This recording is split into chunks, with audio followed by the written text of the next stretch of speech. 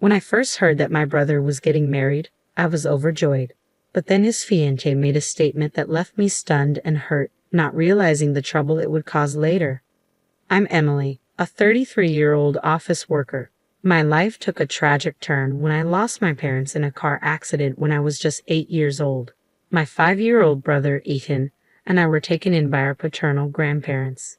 Despite their best efforts, it was incredibly challenging for them to raise us, especially in their retirement years. 3 years later, I was placed with my aunt and uncle, becoming their adopted daughter. It was heartbreaking to be separated from Ethan, but at least we could still visit each other. The transition to my new home was nerve-wracking, but my aunt and uncle embraced me as if I were their own. "Let's take it slowly and become a real family," my uncle said. Their warmth and acceptance made me feel relieved and welcomed. Although their home was a bit farther from my grandparents, a 30-minute train ride made it manageable for occasional visits to my brother. Life with my aunt and uncle became a new chapter for me. I learned that being related by blood and having a parent-child bond are not the same thing. Through shared experiences and their unwavering love, my aunt and uncle became my true parents. Despite not being biologically related, our bond was genuine and strong. Friends who learned of my adoption were surprised, often commenting on how well-adjusted I seemed. But I didn't see it as anything extraordinary. My aunt and uncle's love and patience made it all possible. Initially, I struggled to open up, sometimes being stubborn and rebellious. Yet my aunt and uncle never wavered in their support. Now, as an adult, I deeply appreciate everything they've done for me. I wanted to give back, so I joined my uncle's company and worked hard, eventually becoming a supervisor. Their support and love shaped who I am today, and I am profoundly grateful for the family they provided me. Once we both had cell phones, I kept in regular touch with my brother through texts and calls, and I visited him from time to time. However, after high school, our interactions became less frequent. His responses to my occasional texts were brief, which is not unusual for siblings of different genders as they grow older.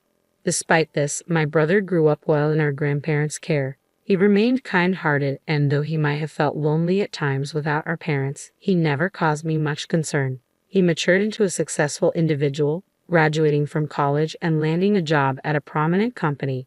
Both my grandparents and I were immensely proud of him. This year, when he turned 30, he reached out to me unexpectedly to introduce me to his fiancée.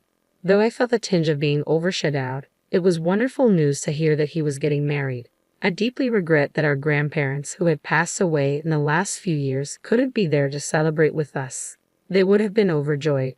A few days later, my brother brought his fiancée to meet us at the house where my aunt, uncle, and I live. "Let me introduce you to Samantha, my fiancée," he said. Considering the journey we both had from losing our parents at a young age to reaching this milestone, it was a deeply emotional moment for me. Seeing my brother so happy made me feel almost like a mother to him. I was touched to see how my once little brother had grown up and was now introducing his fiancée. "I'm Emily, his sister. Thank you for coming today," I said, smiling at Samantha. "Ethan, it's so wonderful to see you after so long. You've grown into a remarkable person. Congratulations on your engagement. I'm delighted to meet you, Samantha." My aunt and uncle also extended warm greetings. "It's only natural for us to welcome you," my aunt said. "I'd love to chat with my future sister-in-law." Samantha responded, her smile brisk but sincere. I had initially thought she might be a sheltered young woman, given her background as the daughter of a company president. However, she appeared capable and confident. Considering Ethan's gentle nature, they seemed like a well-matched pair. During our introductions and while enjoying some cake, Samantha asked a series of questions to get to know me better, including whether I was single and if I had any plans for marriage. She also inquired about my life as the adopted child in the family. When she asked to exchange contact information before leaving, I was happy to agree. She reached out to me to meet at a cafe, which gave me a fluttery feeling of gaining a sister. However, my cheerful mood was quickly overshadowed once we settled down with our coffee. "I wanted to speak with you alone today," Ethan's fiancée began. "Since it's just us women here, if you have any complaints or concerns about my brother, I'm all ears." I was caught off guard by her directness. That's not exactly what I wanted to discuss," I replied, sensing an odd tension in the air. Her gaze was intense, and she seemed to be scrutinizing me closely. I have a favor to ask before we get married, she said. Her use of the word favor made me uneasy. Yes, what is it? I inquired, trying to stay calm. So you're the adopted child of that couple and still single, right? She asked abruptly. Yes, that's right, I answered, a bit taken aback by her sudden questioning. Ethan is practically a stranger to you now, isn't he? Please don't involve yourself with us after we get married, she said, making my heart skip a beat. What? I stammered in surprise. We won't be inviting you to the wedding since you're considered a stranger. Wait, hold on, I said, trying to process her words. I may not be closely related by blood, but Ethan and I are siblings. I have no intention of interfering in your married life.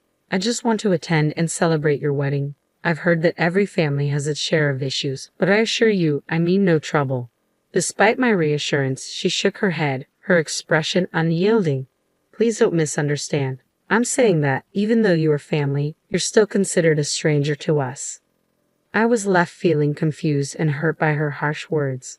I struggled to grasp what she was saying and tilted my head in confusion. Ethan and you have been estranged for a long time, she said firmly. You're still single and living with those elderly folks, not even on your own. Being an adopted child and unmarried, it could be troubling if you were to rely on us in the future. Her cold demeanor, especially as the sister of my future brother-in-law, took me aback. She continued without a trace of empathy. It's out of the question for you to rely on us after they pass away. Wait a minute, I protested. They're still healthy. Please don't say things like that. Besides, I have my own job and income. Yes, for now, she interrupted with a sharp glance. If you were unemployed, I wouldn't have even bothered to greet you.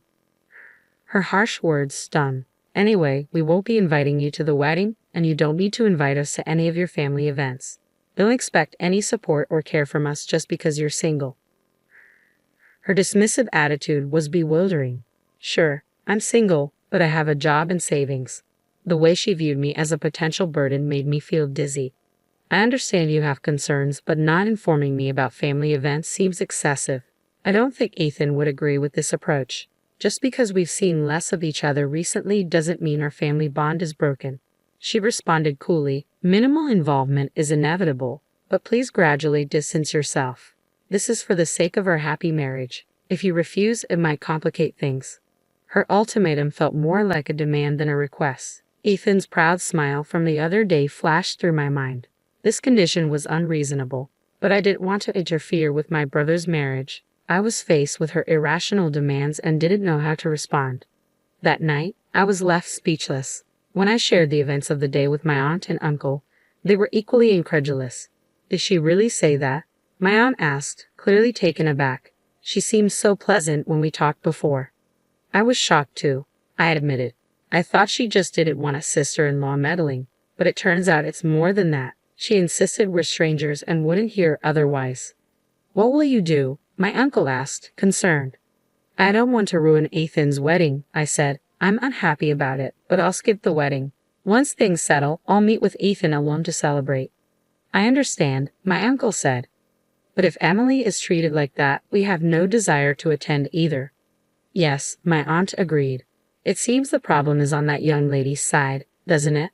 I looked puzzled, but my uncle gave a slight smile and nodded in agreement. The wedding day arrived with clear, blue skies. I should have been there to witness my brother's special day up close, but it couldn't be helped. Then my cell phone rang. The screen displayed Samantha's name. I had saved her number thinking she'd become my sister-in-law, but now she felt more like a stranger. I felt no obligation to answer, so I let it ring. The phone stopped briefly, only to ring again. Ignoring it led to even more calls. I muttered in frustration, wondering how the bride could have time to call me on her wedding day. My aunt and uncle, recognizing the name on the screen, chuckled sympathetically. I switched my phone to silent mode, but it continued to vibrate incessantly. I wondered what kind of face Samantha, who had so bluntly called me a stranger, was making now. Eventually, the calls stopped, but my phone's call history was filled with her name. I couldn't help but think of her as a stalker, which made me chuckle despite the situation. There were a few voicemails, but I wasn't in the mood to listen to them. That afternoon, as my aunt, uncle, and I enjoyed our favorite donuts, the intercom rang insistently.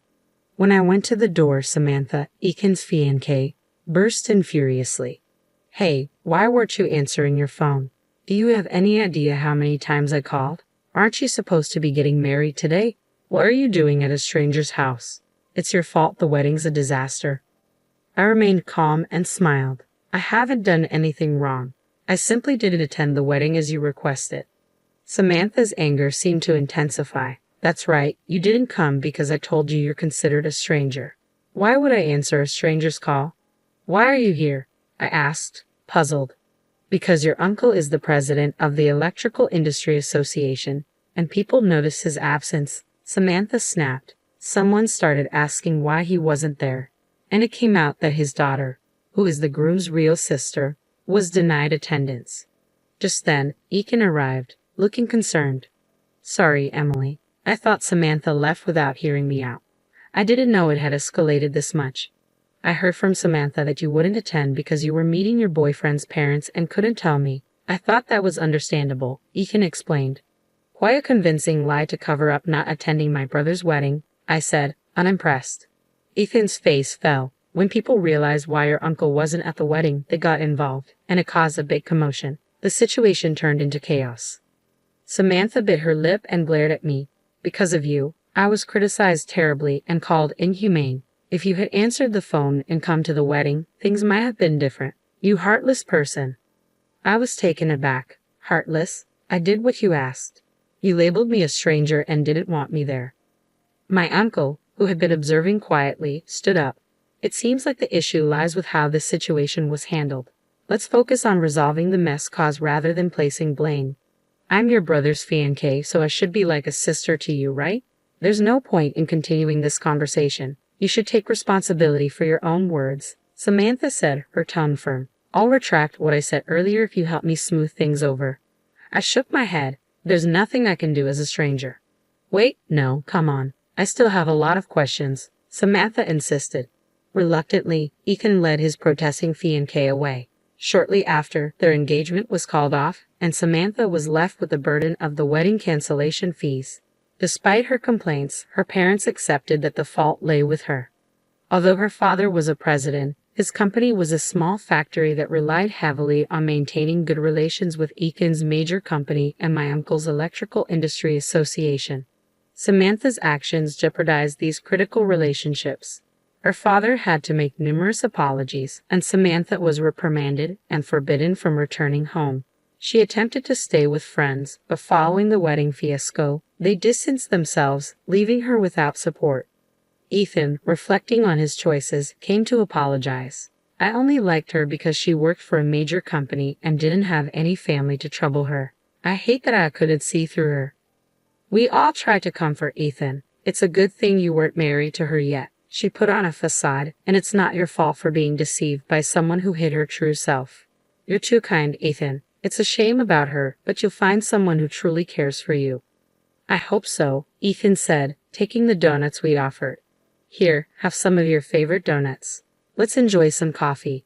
This incident unexpectedly brought me closer to Ethan, with whom I had lost touch as adults. The initial news of his engagement had been the catalyst for our reunion. In a way, I found myself grateful for that, despite everything. Watching Ethan interact with my aunt and uncle, seeing them talk like a real family, made me reflect. We often take those closest to us for granted and forget to show them we care. I resolved to cherish my loved ones more. How are your loved ones doing?